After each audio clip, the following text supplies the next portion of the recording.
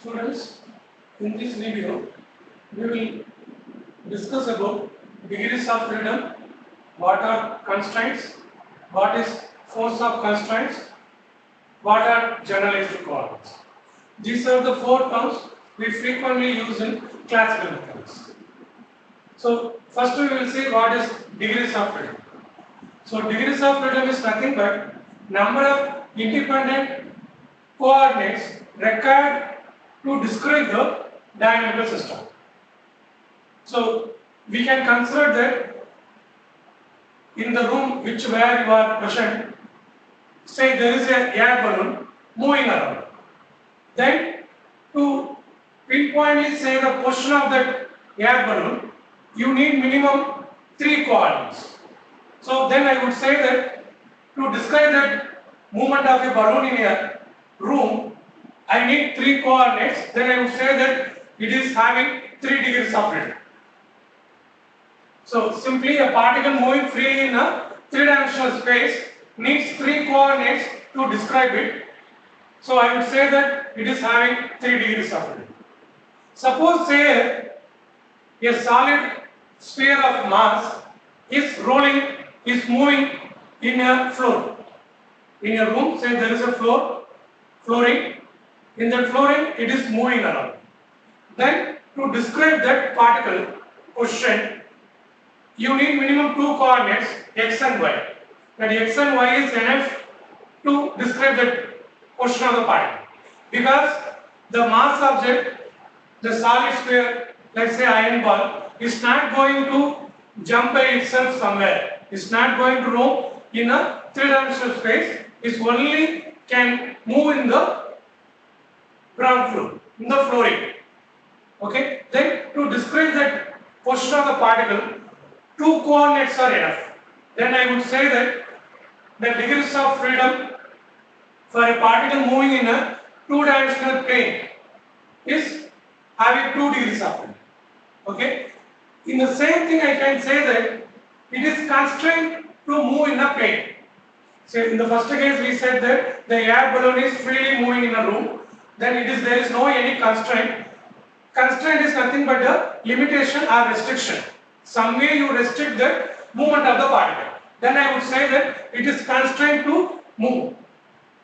So in the air balloon case, it is not at all constrained, so it can move freely anywhere in the room. Okay. So if the second case, where I have taken a solid iron ball of mass say 1 kg, 2 kg, is not going to roam freely in a 3-dimensional space as like air balloon. It can move only on the floor. So it is restricted to move in a plane. Then I would say that it is constrained to move in a 2-dimensional plane. So the constraint is nothing but that one only. In the similar way, you can consider that say a mass particle of spherical mass particle of mass ms tied with a rope or string. It's making a circular motion of radius a in a xy plane about axis z. So it is nothing but a horizontal circular motion, a particle is revolving about x axis. Then I would say that as like here, I can say here that it is constrained to move in a xy plane. Okay? But at the same time, the particle is going to make a circular path. So the distance between the mass object and the axis is going to be only a. It can't other than this. Okay? So to describe that movement, circular motion, you need only 1 coordinate. That is enough to describe, because the particle is anyway going to be at a distance a from the origin. So usually here we said that if the particle is moving in a plane, you need 2 coordinates, 2 degrees of freedom is required. Similarly here also a particle is making a circular motion, so it is in a plane, it is constrained in a plane, so you can say that 2 degrees of freedom. But the thing is that there is one more constraint, that the particle can move only, is going to make only a circular path. The distance between the axis and the particle is a. So you can say in a circular path, x square plus y square equal to r square. So you know that when x and y are the two coordinates which are required to describe the particle position, which is equal to r square. So it is a constraint equation. We say it is a constraint equation because you know that x, y is required, two coordinates are required to describe the particle, which is related by this equation because it is a circular motion. So in that case, if you know any one of the variable, if you know any one of the parameter y, then you can find the another one. That is, in this equation, in this particular problem, the number of independent variable is only one. If you change x, obviously the y will change because the summation of these two is equal to r square. Okay. So I can say that the number of independent variable required to describe this circular motion of an object is only one. Then I would say that the number of degrees of freedom in this case is only one because there are two constraints. One is the object is making in a plane, one constraint, then it is in a circular path, another constraint. So if a particle is there, you need 3 degrees of freedom. 3 coordinates are required to describe. Because 2 constants are there, 3 minus 2, you will have only 1.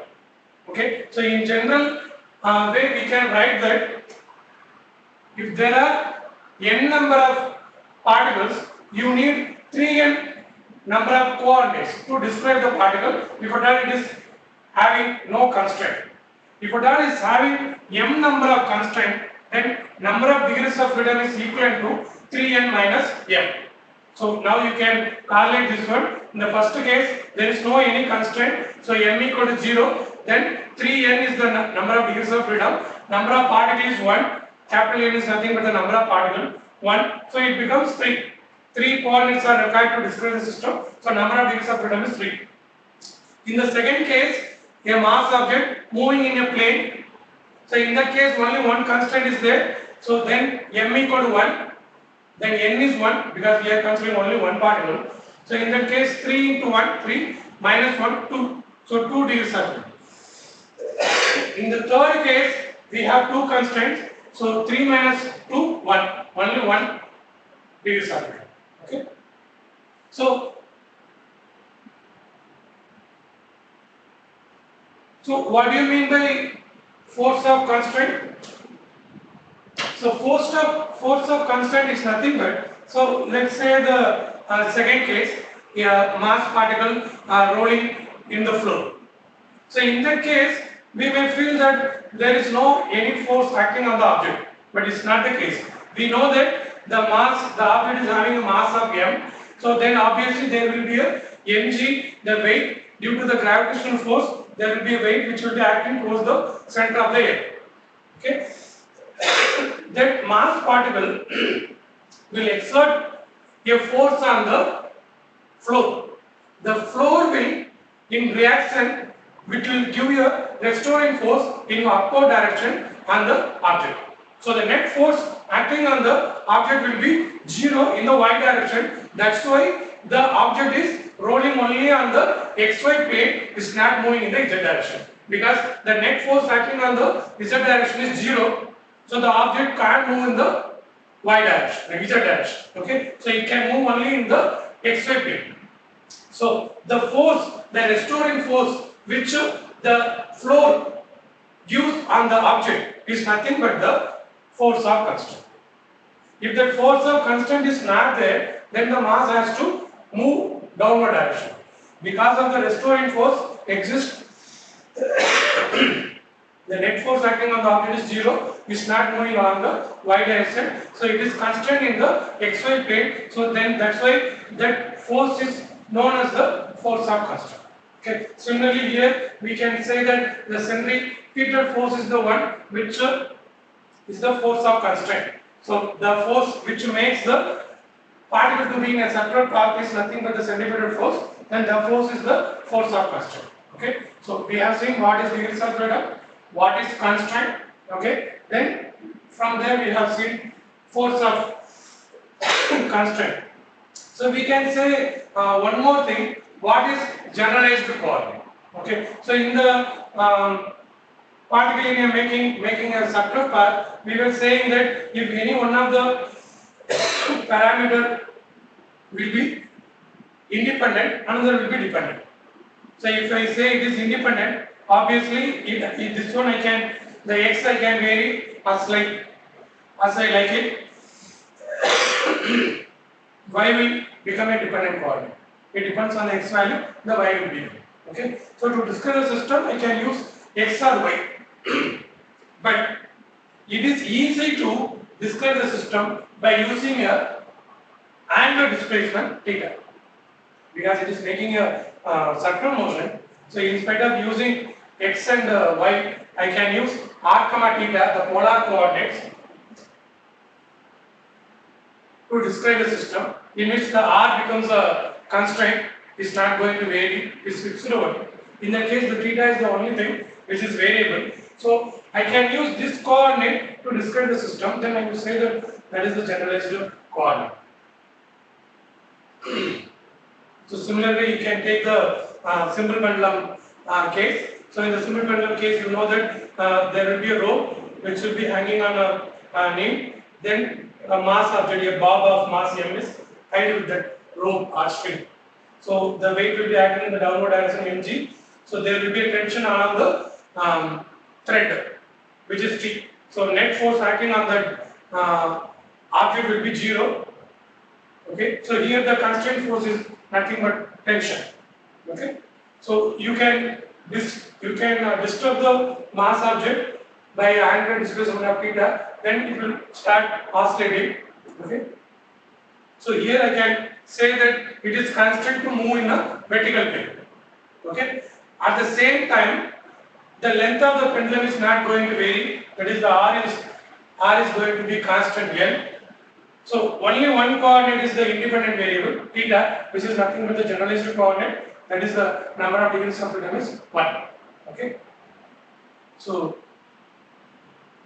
you can generalize here a number of degrees of freedom. If there are n number of particles, if suppose 2 particles are there, you are supposed to put capital M 2. Okay, suppose say there are 2 particles. How many degrees of freedom is required? Then n you put it 2, then 2 into 3 6. Okay, so there is no any exception, there is no any constraint. M equal to 0, then number of degrees of freedom is 6. Suppose say that those 2 objects are connected by a rod. It's like dumbbell. So in that case, there is a constraint. One constraint is there. The length between 2 mass objects is fixed. So this is constraint. So that is one constraint. Then you can say that 6 minus 1, it is 5. Degrees of freedom is 5. So this common general formula you can use it for a system. But you should be very careful that the degrees of freedom is defined in a different way. So in the case of classical mechanics, this is how it is defined. If you go to thermodynamics, then the degrees of freedom is defined as number of different ways the particle or the system can possess energy. So in that case, the degrees of freedom number will be different. So whatever I have described here, it is respective to the classical mechanics, or we are describing the position of the particle.